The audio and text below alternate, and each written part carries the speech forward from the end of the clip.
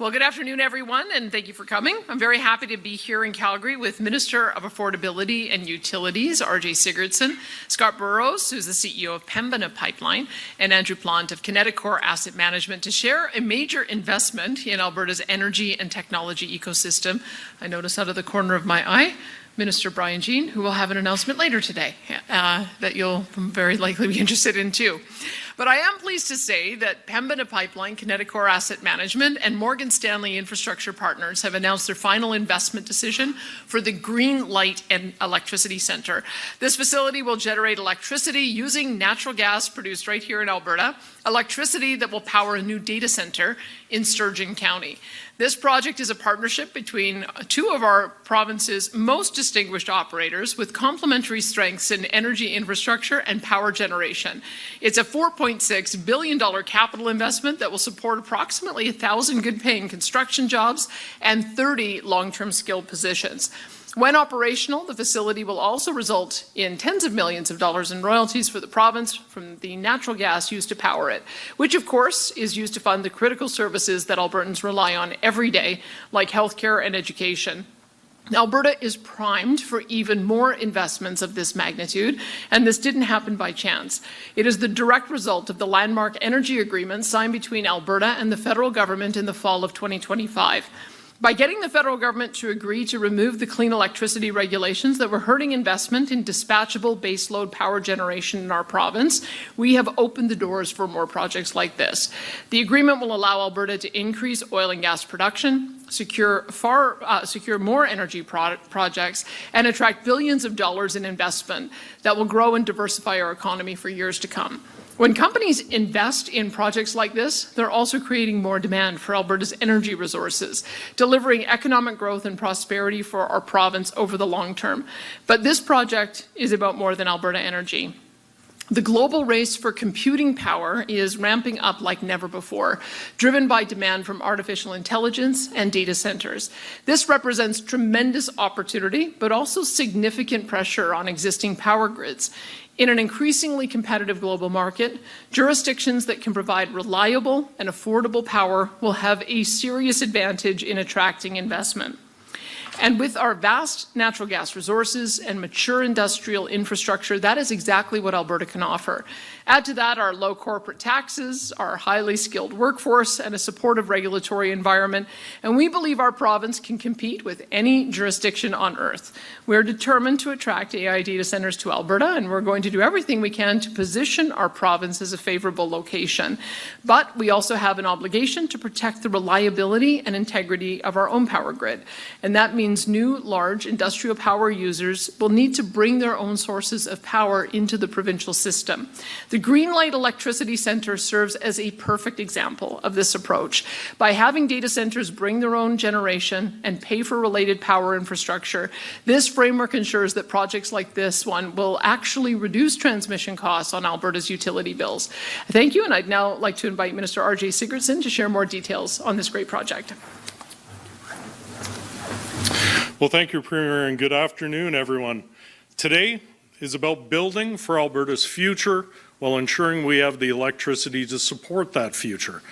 The announcement of the final investment decision on the Greenlight Electricity Centre reflects not only an incredible interest in data centres in our province, but the shared commitment to bringing the electricity needed to power these facilities and our province into the future, all while protecting the reliability and affordability of power for Albertans. That's exactly what we set out to do when we brought in our Bring Your Own Power model. This approach requires data centers to bring their own electricity, either by supplying their own generation on site or by contracting with a generator to add capacity and offset what they draw from the grid.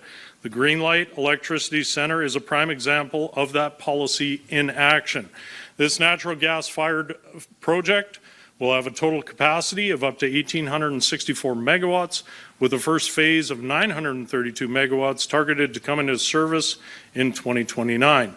By encouraging the direct pairing of data centers with projects like Greenlight, we are preventing strain on our provincial grid, even as we welcome innovative, energy-intensive industries like AI data centers into our province. For everyday Albertans, this means we are protecting and prioritizing the reliability of the electricity they depend on. It also protects affordability. By ensuring that ratepayers are not on the hook for requiring grid upgrades, we are positioning Albertans to see long-term transmission cost reductions in their utility bills. The Greenlight Electricity Centre represents a major addition to the infrastructure that will help power Alberta's future. And this is just the beginning. Alberta's economic success depends on innovation, responsible growth, and smart utility policies. The Greenlight Electricity Project, backed by our Bring Your Own Power approach, demonstrates the confidence the private sector has in Alberta's regulatory environment. Together, we're building the infrastructure that will keep Alberta's economy growing while ensuring Albertans continue to have access to reliable and affordable electricity. Thank you. I'll now turn it over to Scott Burrows, President and CEO of Pembina Pipeline Corporation, to speak more on this investment. Scott. Thank you, Premier Smith and Minister Sigurdson, for joining us today and for your continued support and partnership. I also want to recognize our partners, Kineticor Asset Management and Morgan Stanley Infrastructure Partners, and thank everyone who helped us bring us to this important milestone. Today's announcement is significant for Pembina, for our partners, and for Alberta. Together, we are moving forward with the Greenlight Electricity Centre, a 932-megawatt power generation facility that will provide dedicated power to a major new data centre development in Alberta. But today is about more than one single project. It reflects something much bigger: the evolution of Alberta's economy and the growing opportunity to connect our world-class energy resources to new sources of demand. For more than 70 years, Pembina has built and operated the infrastructure that connects Canadian energy to the markets that need it. We have grown by identifying opportunities, investing with discipline, and helping our customers solve complex energy challenges. Greenlight is a natural extension of that story. The Government of Alberta has played an important role in creating the conditions for projects like Greenlight to move forward. Alberta's focus on competitiveness, investment attraction, and energy development has helped position the province as a destination of choice for major new industries and for long-term growth. We're proud to be first movers in meeting Alberta's large-scale data centre power needs and helping establish the infrastructure required to support this rapidly growing industry. Demand for reliable, dispatchable electricity is growing rapidly. Customers need power solutions that are dependable, scalable, and built for long-term growth. Pembina is uniquely positioned to help meet that need because of our extensive natural gas infrastructure, our asset footprint, and our track record of developing and operating critical energy infrastructure safely and reliably. Greenlight builds on those strengths. It connects Alberta's abundant natural gas resources to a new source of electricity demand, extending the value of our existing network while creating new opportunities for growth. Most importantly, it demonstrates our ability to identify emerging opportunities, move with discipline, and deliver on our commitments. As the Premier has shared, Greenlight is also an important investment in Alberta's future. Located in Sturgeon County, in Alberta's industrial heartland, the project is expected to create significant new demand for natural gas, supporting increased production and value creation across Western Canada. But the opportunity extends beyond energy.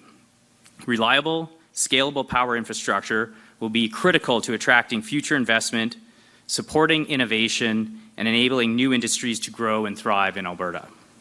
Together with Kineticor and Morgan Stanley, we are helping establish the foundation for the next generation of economic growth. Alberta is uniquely positioned to lead. We have abundant natural resources, a strong industrial base, a competitive business environment, and a government that understands the importance of energy infrastructure in driving long-term prosperity. Greenlight is a tangible example of what is possible when industry, government, and partners work together with a shared focus on growth and competitiveness. I'd like to thank our teams, employees, contractors, our partners at Kineticor, Morgan Stanley, the Government of Alberta, Sturgeon County, and everyone who has helped bring us to this point. Today is an important milestone, but it is also the beginning of the next chapter. We are excited about the opportunities ahead and proud of the role Greenlight will play in that, helping power the next generation of economic growth in Alberta. Thank you, and I'll now turn it over to Andrew.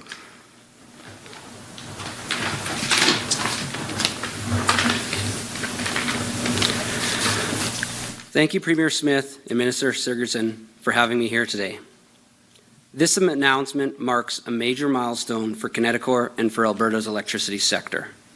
Reaching final investment decision on the Greenlight Electricity Centre is the culmination of years of hard work, careful planning, and an unwavering commitment from an incredible group of people. First and foremost, I want to recognize the employees of Kineticor, our partners, Pembina, OP Trust, and Morgan Stanley Infrastructure Partners, and the various consultants and suppliers who've supported this project to date. Projects of this scale don't happen by chance. They happen because of the dedication, expertise, and persistence of people who have worked tirelessly to get to this point. Greenlight represents Kineticor's second major power development in Alberta within the past 6 years. Following the successful development of the 932 megawatt Cascade power plant, which began operations in 2024. Together, these two projects represent nearly 1.9 gigawatts of new, highly efficient generation and over $6 billion of total investment, which reflects Kineticor's long-term confidence in Alberta. Alberta's competitive power market and regulatory environment being developed to support data centers has given us the confidence to make this significant investment. Strong provincial policies, coupled with the suspension of the clean electricity regulations, has now created the requirements to invest billions of dollars of reliable, affordable, and dispatchable generation. When we first envisioned Greenlight, our objective was clear: develop a site that minimized impacts to the local environment while supporting Alberta's growing data center industry. By matching new, dispatchable, and reliable generation with industrial load, we're supporting economic growth in a way that strengthens the grid rather than creating additional price or reliability pressures for Albertans.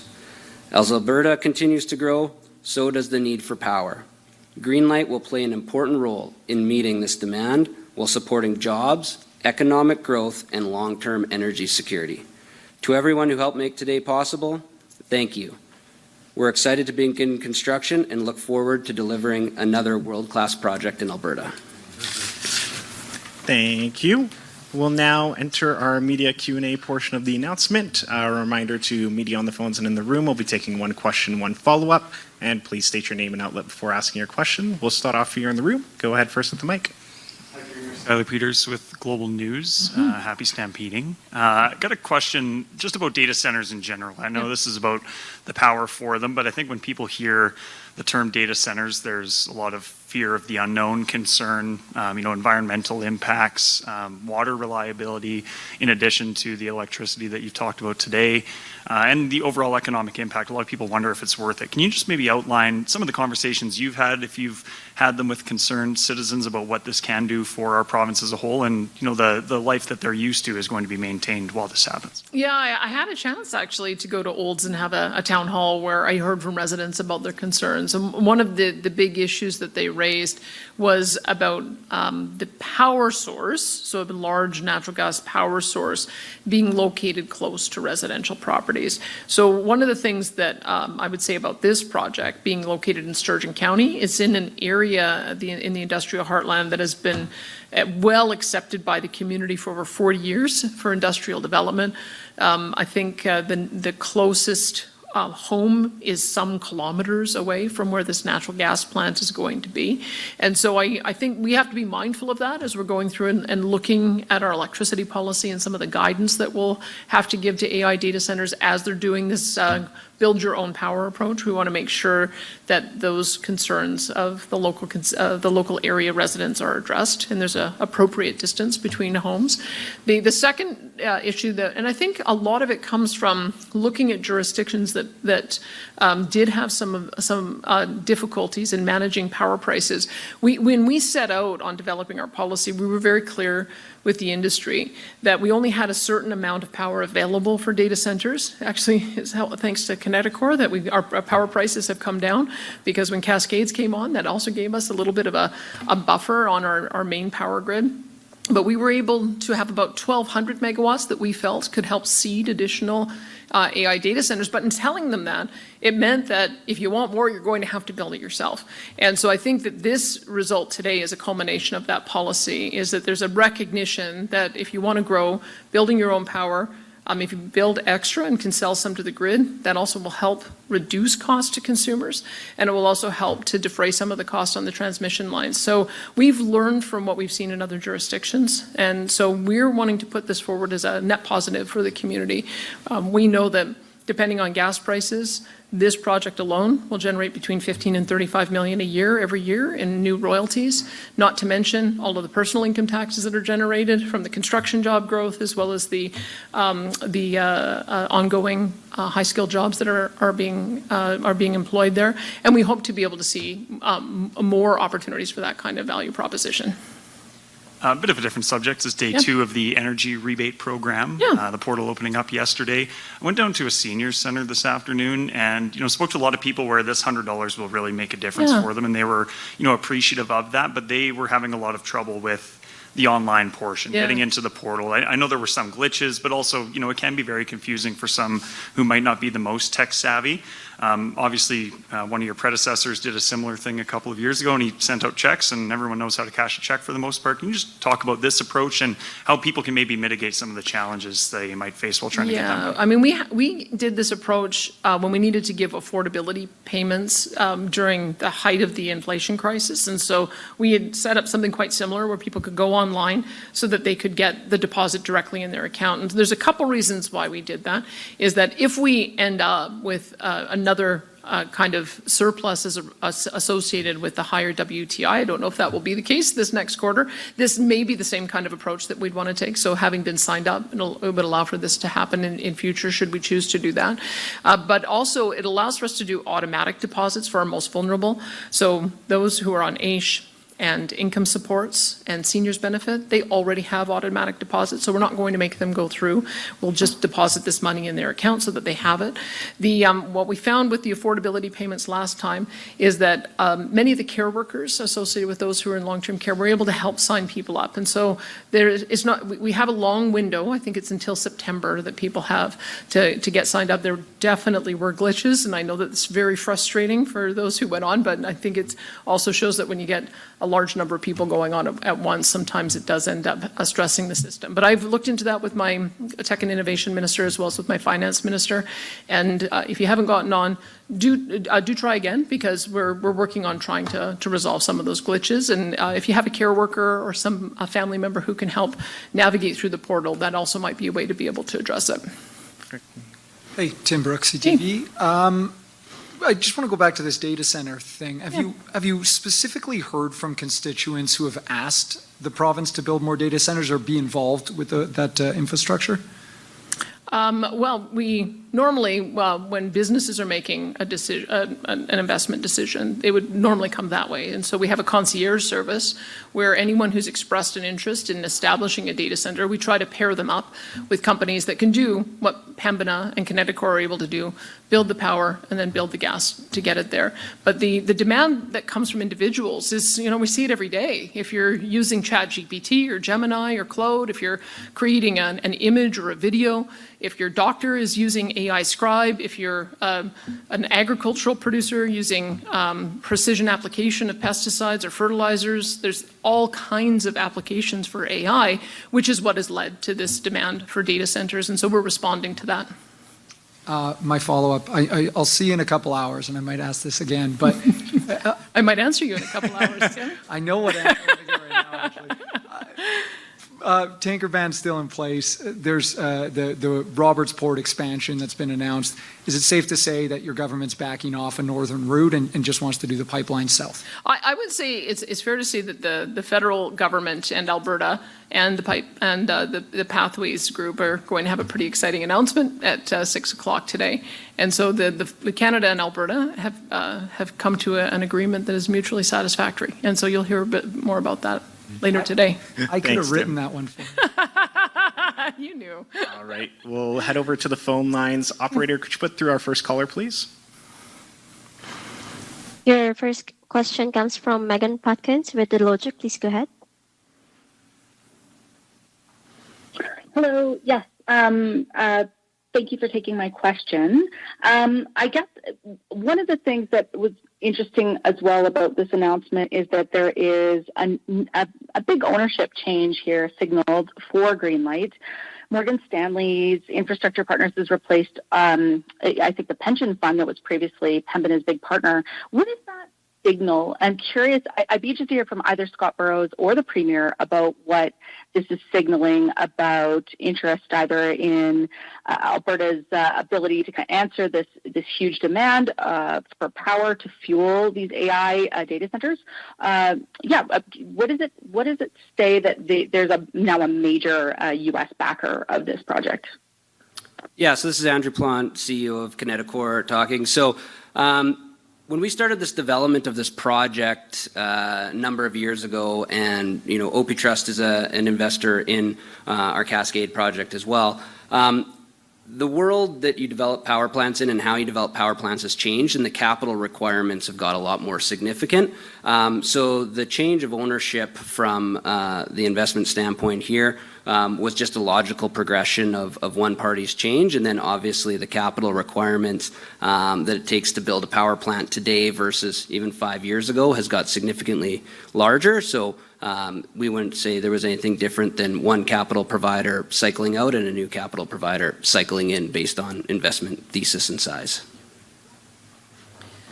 And I might just comment that this is the reason why we knew that the regulatory changes that we signed with the federal government on our MOU were so important. What we wanted to do was to give private sector confidence that they could invest in our market again, because these kinds of projects require a lot of capital, and you just simply can't have governments build every single project of need and national interest. And so having a private sector company with multiple backers realize that this is a good place to invest that sends a very positive signal to others who might be wanting to invest here. Can I jump in with a follow-up here? Yeah, sure. Go ahead. So like Greenlight, in the announcement, it says Greenlight could eventually double to 1.8 gigawatts.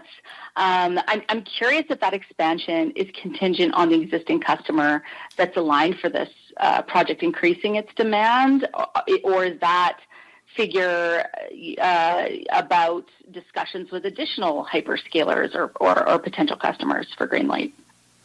Yeah, so Greenlight, this is the first phase of a two-phase development. It's permitted for 1,800 plus megawatts. This first phase being 932 is half of the size. The second phase is permitted and ready to go and will be available to help support other data centers that could be looking to come into the province to support general economic load growth in the province or support the power grid. So based on the intent and requirements of the electricity sector, we will be able to look for a way to commercialize this. But this would be one of the most progressed large-scale power developments available in the province. Thank you. We have time for one or two more questions. Operator, could you put through our next caller, please? The next question comes from the line of Jean-Emmanuel Fortier with Radio Canada. Please go ahead. Hi, good afternoon, Premier. Thanks for taking my question. Just to jump back on Tim's question, I appreciate, of course, we're all waiting for the big announcement later on, but broadly, can you just talk a bit about the negotiations with the federal government and the change of tone as well that led, and you mentioned, for scrapping the electricity regs, but also, of course, the pipeline route. And if you can talk a bit about compromise and these negotiations, how it went the last few months. Thank you.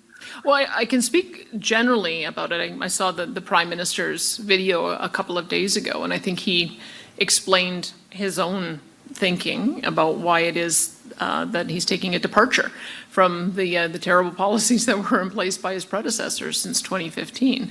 And I think this is an example that when we're moving into a world where affordability is a major issue, where energy underpins the cost of everything, and where consumers are feeling the pinch of it, you have to respond to that. And that was one of the things that we've been advocating for 3.5 years, especially when in this particular announcement, when it comes comes to electricity. Our market here is 90% of our baseload power comes from natural gas. I mean, solar and wind are able to lend a hand from time to time, but we phased out of coal onto natural gas, and then the federal government's approach would have had to phase us out of natural gas within 10 years. It was putting us in an incredible crisis situation, not only to be able to support our consumers currently, but also have future growth.